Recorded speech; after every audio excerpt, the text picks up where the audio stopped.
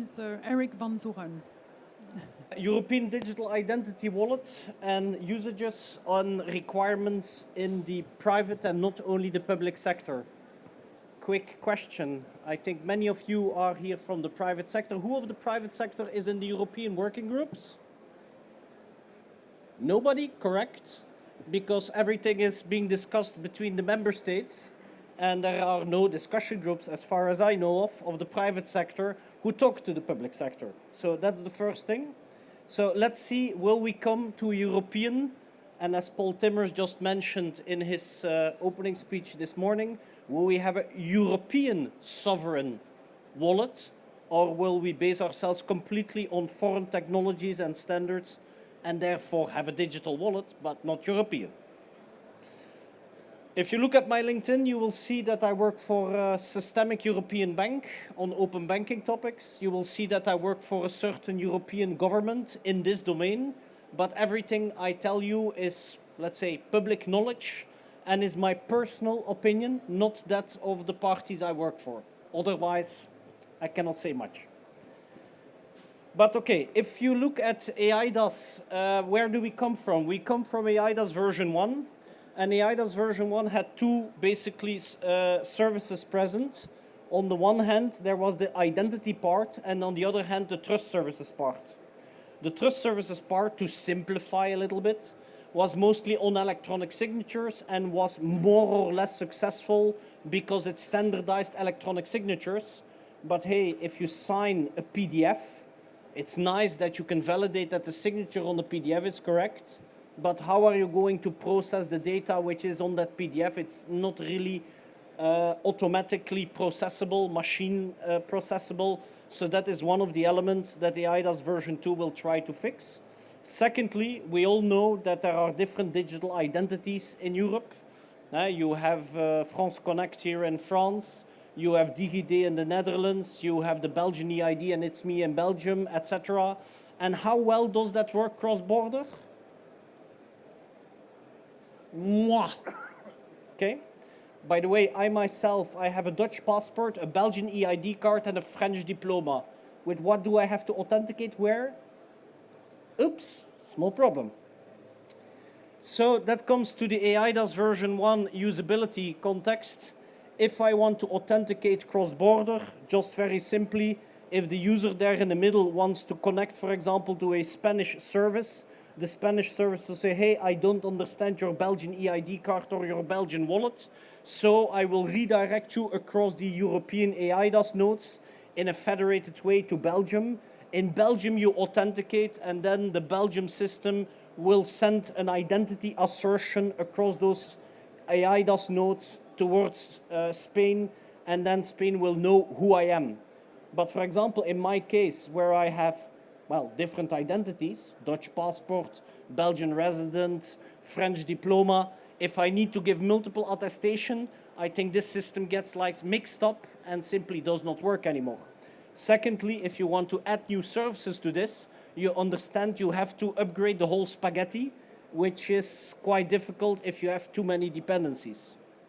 So then came eIDAS version 2, where they started to say, okay, let's try to have one standard so that my wallet, I can put into my wallet and different identities. Then I can put in, for example, my Belgian resident card, my French diploma, my Dutch like e-passport, and so on. And from my wallet, I could enable to exchange my data directly towards, for example, a Spanish service provider. But then you come to this picture. So if you have a wallet, it's not only about an app. It is with all the interactions that you need in this system. I need, okay, to identify and authenticate directly from my wallet to the service provider. I need to be able to present what they call now attestations. So that is like a birth certificate, a proof of residence, a diploma, a driver's license. These are different things. But let's not forget, these are different things. An e-passport does not require the same level of assurance as strong customer authentication, which you need in Payment Services Directive 2. A mobile driver's license, if it is, let's say, maybe 3 months old, it's not so important to know if it's really correct now. Okay, ideally yes, but it's not critical. But on an identity, it might be critical to know if the e-passport is valid now and has not been compromised. So we need to look at this from much more than only an app on the wallet. And these are the 3-4 slides I will still explain. So let's start with the legal framework. There is a legal framework and it's still under discussion. Are we now, Stefan, at the 5th or the 6th compromise text? I don't know. Huh? No, the draft has been endorsed by the EU Council a couple of weeks ago. So we have a document that is stable and is being presented to the European Parliament now. Okay. With some interesting remarks in there, which I invite you to read, like the wallet is not allowed, or the wallet providers are not allowed to trace the user. That means that certain systems that are built now, which are federated, where the central system can trace the user, in my honest opinion, are no longer compliant with the eIDAS regulation.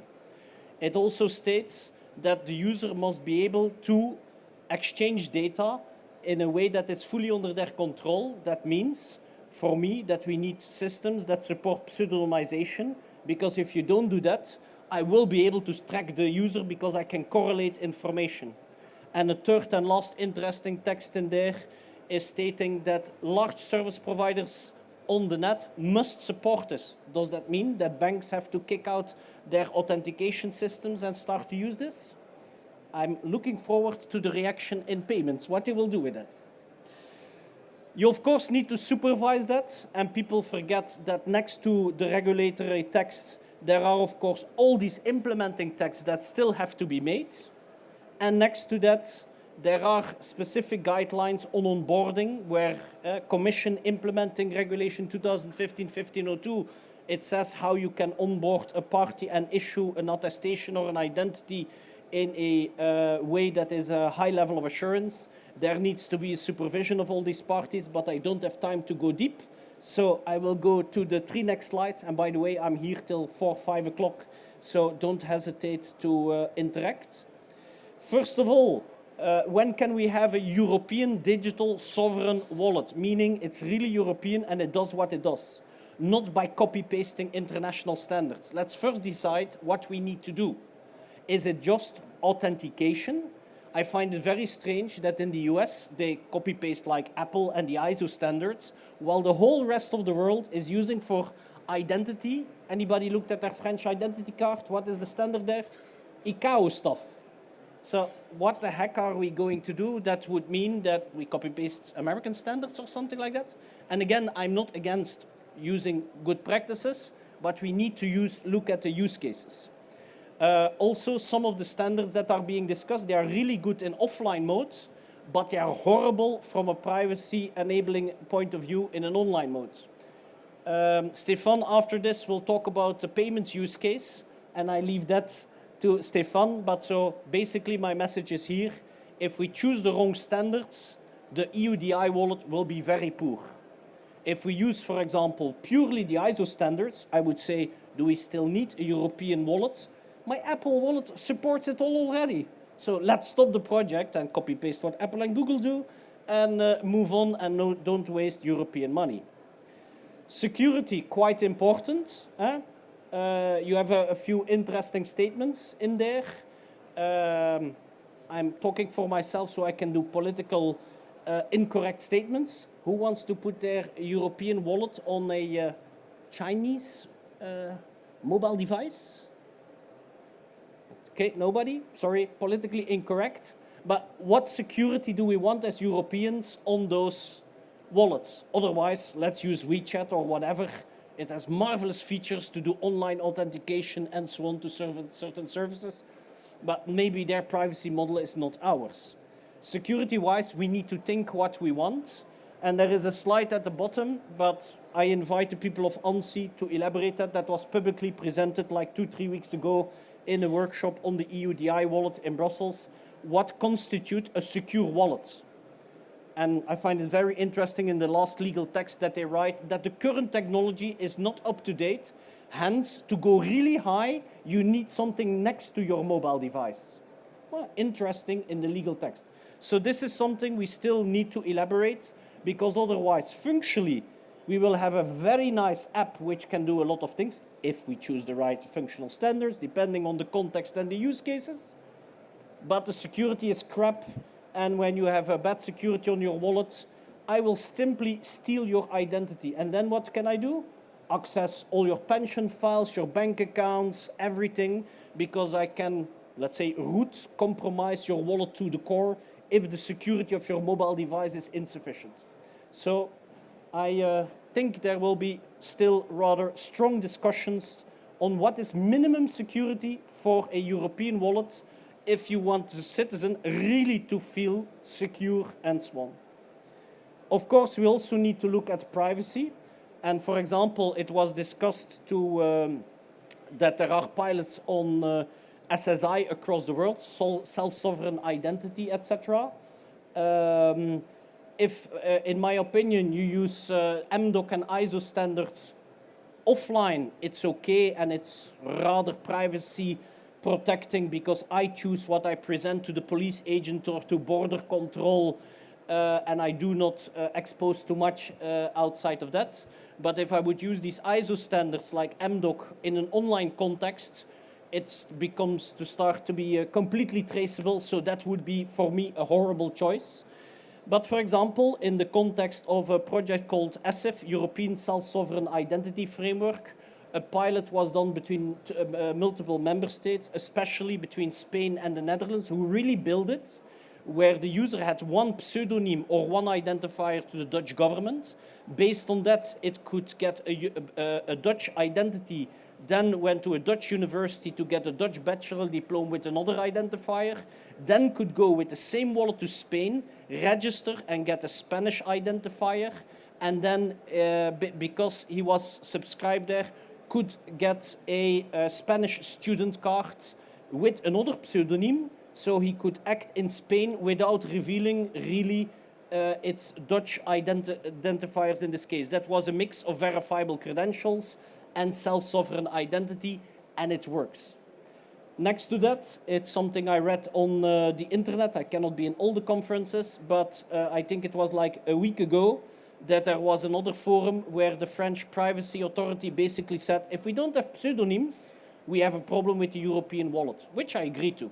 If the European wallet does not support pseudonyms structurally and across Europe, where people can have multiple identifiers, for example, one identifier to the government, one to the bank, one to, I don't know, whatever other service provider I want to interact with. If we don't have pseudonyms, you are destroying privacy. So these are, for me, really important. We cannot have a sovereign wallet if the use cases and the standards behind it are not well chosen. It will certainly not be trustworthy and secure if we don't get the security right of it. And if we don't get this identifiers and pseudonyms right, privacy is out of the window. So next steps, I hope the European Commission will not go too fast and member states will think that Rome was not built in one day. We cannot choose one standard and then say, let's try it. I hope that the large-scale pilots that are intended to be done in the next 2 years will test multiple technologies, and we will then benchmark them and then choose which are the best standards, plural, because my personal opinion, we need some standards for offline, we need other standards for online. And as you have seen from my presentation, there are still quite some blind corners because we did not elaborate them. A full analysis of the threats for identity theft, identity fraud, etc. has not been done yet. That is hugely important if you become so dependent on a European wallet. So still a lot to do and an interesting 2 years to come. But let's now quickly go to the payments use case, which is a real case if you do want to do something interesting with your wallet. Thank you very much, Erik.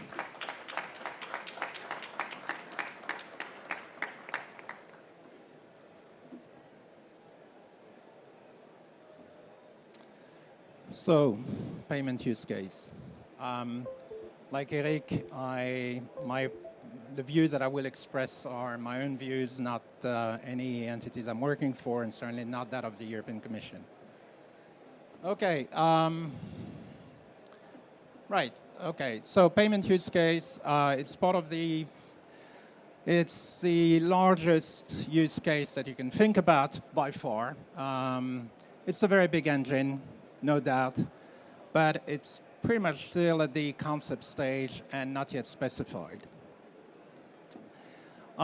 There's no doubt that the payment use case has considerable potential. And there's no doubt either that the wallet, the European wallet, is a prime candidate for digital payment interactions.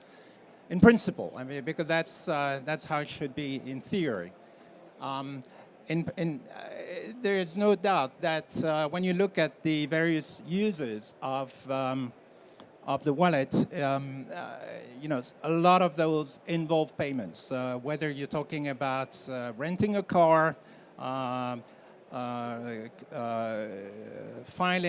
booking a flight, or authorizing payment, what you do realize is that you need to make a payment. The customer journey involves structurally a payment. And one of the key features of the EU wallet is that it will enable users to combine identity, status, and payment attributes in one customer journey. There are a number of key specifics that are definitely relevant for payments. The first one is, of course, the ability to store and communicate data to relying party, and those involve payment data. Strong user authentication in line with PSD2 requirements. The online and offline connectivity. The ability to sign with a qualified electronic signature. These are absolutely relevant for payments. On top of that, the wallet will require to be accepted by banking and payment service providers. And as mentioned, the ability to mix identity, status, and payments attributes is absolutely a game changer. It will come over time. It won't happen overnight, but it's very relevant. And the payment use case is identified as a key development. You have one large-scale pilot that is dedicated to payment interactions. We'll know the winner of that LSP. But there are a number of issues that need to be addressed. Are P2P interaction really in scope? The question is asked because the relying party registration process can be seen as quite onerous. Will the unique and persistent identifier be used in payment interactions? I hope the answer is no, but there is no clear answer to this yet. Is mutual authentication always required? I think the answer should be yes for payment, but again, that is not guaranteed. Is offline connectivity really supported? Again, no clear answer. And will the wallets will have to be accepted by PSPs for strong customer authentication purposes? If you ask the banking sector's view on that, they are going to say no, but of course it's their view. Right, payment flows. As you know, for the payments, the four-corner model is very simple. In fact, you have a payer and a payee. They engage in a business relationship. Each of them have a payment service provider. For the payer, it's called the one you're using card, it's a card issuer. Otherwise, it's known as an ASPSP. Both the payer and payee have a customer relationship with their own PSP, and the payer and the payee are in charge of the settlement system, right? So that's the theory that's not related to the wallet itself. Here we have the payer, who is the wallet user, and the payee, who is the relying party.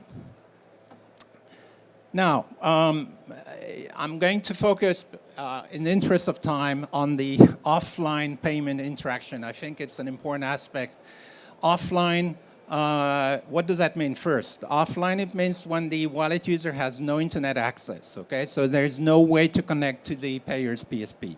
But of course, the payer is able to interact with a proximity connection with the payee via usually QR code, NFC, BLE, and in the near future, ultra-wideband.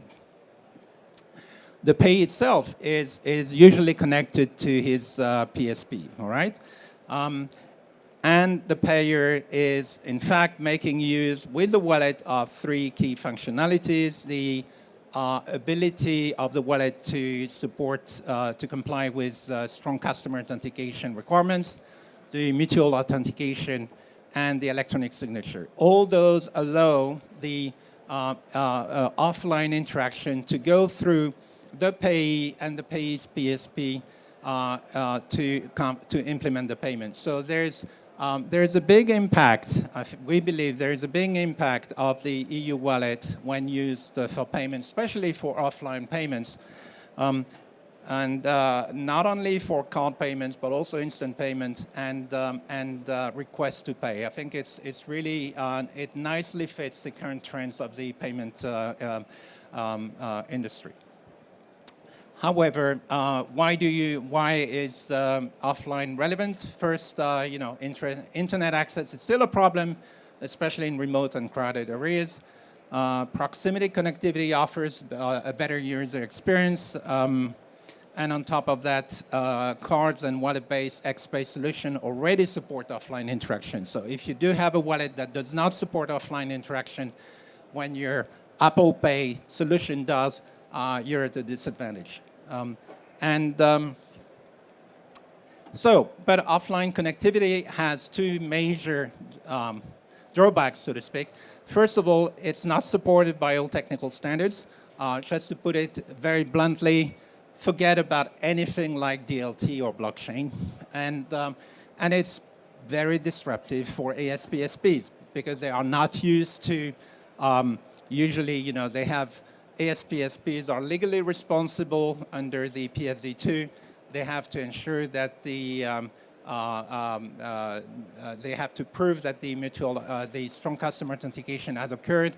And here you can see that they are in fact somehow not as centrally involved as they were with the redirect strong customer authentication process. Okay, first look at technical specifications on the, as mentioned earlier, draft EU regulation, first released in June 2021. We have now an EU Council endorsed draft heading to the European Parliament.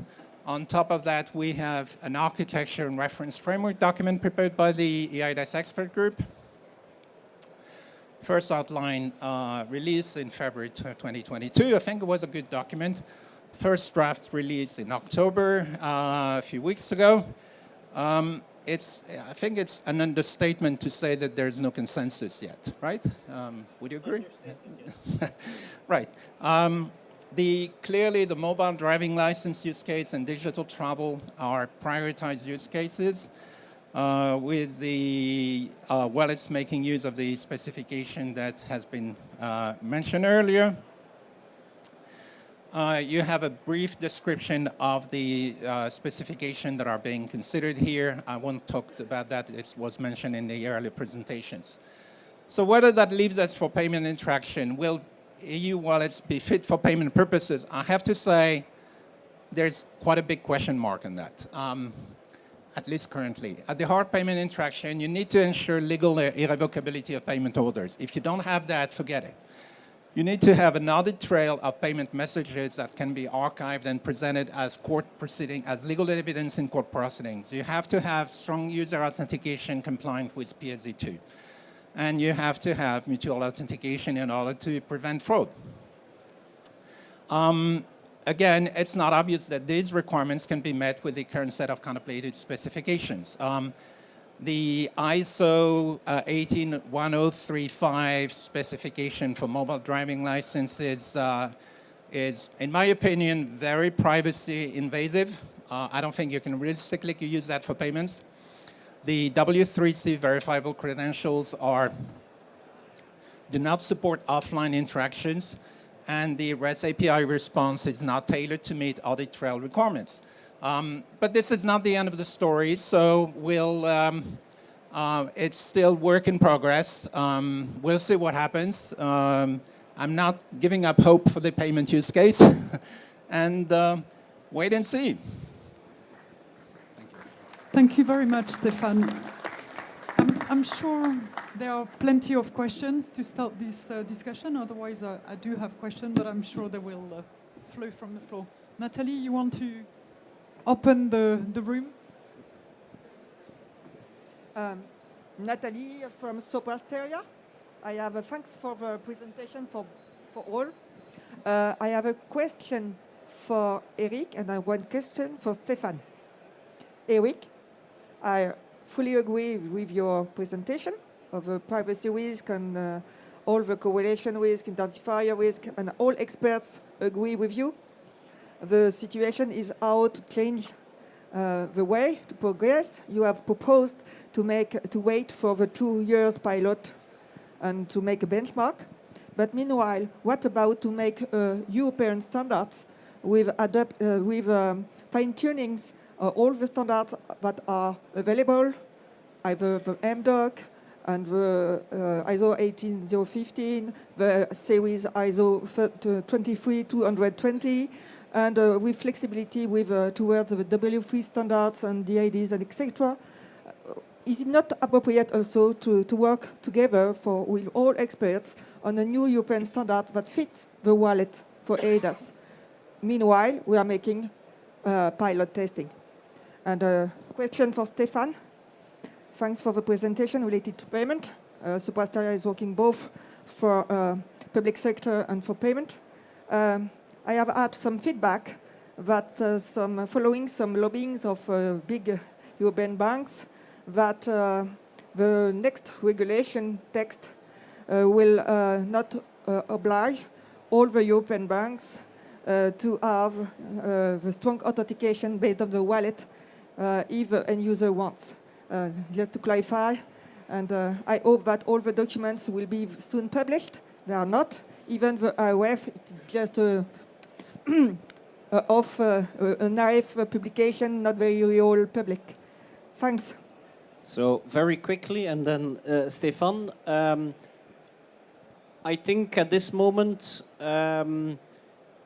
of course, Europe has the power, but in the IDAS version 1, we had the regulation, then we had pilots, then we stabilized the implementing acts, and then we build it. Now we get it the other way around. They try to stabilize some standards without that the large-scale pilots have been run. So I think that's a problem, because as Stefan has proven, that if you want to support use cases, you first look at the requirements that I think everybody in the room knows. Payments use case, travel use case, etc. And from the beginning, I think many member states understood that in some use cases it was clear. Take the travel use case. Internationally, all airports use ICAO. Yeah, use that standard. Driver's license, there is some other standards. Payments, there are other standards. You need to support the standards which are there, and you need to make European profiles on it, so that the way in which it is done, it is adherent to European, let's say, values that we have, as Paul Timmer said, a European sovereign wallet. But I think it requires a new way of working than is done now. Stop trying to push some standards which clearly do not support certain use cases. Pilot during 2 years and then stabilize the standards. Right. On the strong customer authentication process for banks, yes, I've heard the same rumor. The only thing I can say is that the latest draft of the regulation endorsed by the EU Council does not reflect that position. We'll see what happens. I mean, it's not the end of the legislative process, so, you know, there's still room for discussion. Anything can happen. Thank you. There's another question coming. Thank you. John Erik Setsos from Signicat. There seems to be an underlying assumption that the access to the wallet is through this thingy, my mobile phone. And I see 3 problems with that. 1, this is under US, or as you mentioned, Chinese control, right? 2, what if I lose it or it's out of battery? I want to be able to access my wallet everywhere. And 3, what about inclusion? People that cannot afford, cannot use mobile phones. So any thoughts about the wallet being, you know, not connected to this physical device? I'll try to give a generic answer, and then again we can look at payments. Generically, I fully agree with you, but for me, there are the LSPs for. You need to pilot these things and see how it works on all of these areas. If you try to standardize without looking at the real use cases, you're in trouble because you will have a wallet which maybe allows you to beep at the airport, and for all the rest, Well, I think I agree with your assessment, but I think it's fair to say, at least for the payment use case, by far the most dominant user interaction is with a mobile device. So I think it's understandable. I mean, let me put it this way. I mean, it's you know, if you don't deal with the mobile device first, then you know, you're not really considering the mainstream use case. and maybe if I may add to that, so a lot of these things on EUDI are like, from eIDAS version 1, I want to authenticate to an e-government system. How many of you interact with the government more than a few times per month? Okay, 1 in the room, okay, 2, okay. How many of you do a payment per day, every day?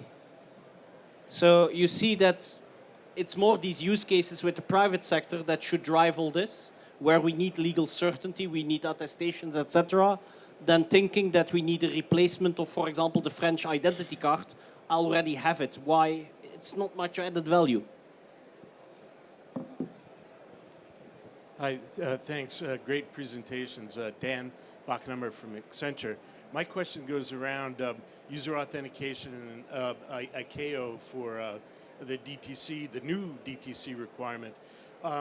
And the when we authenticate, one of the EU legislations from 2015 is strong authentication means 2 of 3 factors, one of which can be biometric, where we're comparing physical characteristics against an authoritative source. Now, one would think that an e-passport from the ICAO DTC is an authoritative source, but the EES legislation, which goes into effect, May of 2023, says do not use the passport primarily because of morphing. So do we think ICAO DTC, because of its morphing vulnerability, is an authoritative source?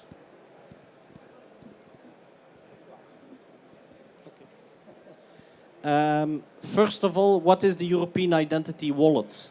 Is it something where I can strongly authenticate with, and so I authenticate to access my existing bank account? Or will it one day be equivalent to an official document? For me, the legislative texts are not clear on that. Can I KYC myself online with the EU Identity Wallet? Big question mark for me. I leave it up to the lawyers to make their interpretation. But then going to PSD2, etc., where you do strong customer authentication. If I do strong customer authentication with a bank, don't forget that if your wallet has been compromised, which is very much possible with certain operating systems more than others, there is a fraud management system that will catch your back and will say, whoa, whoa, whoa, I have an authentication here, but that looks really bizarre, I will stop this. If we have a European self-sovereign identity wallet, which is not traceable and allowed to be traceable, in that case, what does strong customer authentication mean? Because many of the compliant strong customer authentication wallets are not hardware bounded, are not on secure devices. So I think we still have many questions beyond what you raised. Again, referring to the LSPs, if we don't try it out and build based on that European profiles, GDPR compliant, where not only we have strong customer authentication, but a secure way to work with the wallets, with the mobile device, I mean, I think we are in for a very interesting ride, and cyber criminals will love these wallets. Agreed. And it goes to your binding question as well, the user binding question. Right, I definitely agree, and it goes to your point about the question of binding to the wallet as well.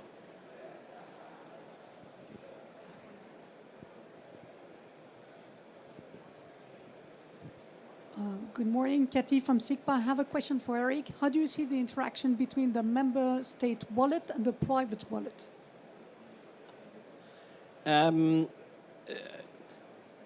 Depends what you call the member state wallet and what you call the private wallet. Where the foundational data will be integrated? The text says that the European identity wallet must be issued by each member state, and a member state has the choice to issue it himself or to allow the private sector to issue it. That's one element, so I think every member state will issue one. How will that relate to existing wallets like It's Me in Belgium or the Estonian wallet or DigiD in the Netherlands or your French app, etc. Maybe in 5-6 years when it's really successful, you will start to use as any citizen in Europe the app that works best for you. So if one day this European digital identity wallet has the right features, the right security, you trust it, you know it's privacy protecting, I think it will kill a lot of the existing wallets. However, I don't think it will kill all wallets. I don't think, like certain pictures show, that my travel tickets will be in there, my Carrefour membership card will be in there, my Decathlon card. People are making all kinds of assumptions. I think SNCF, Air France, Carrefour will each want to keep their own wallets.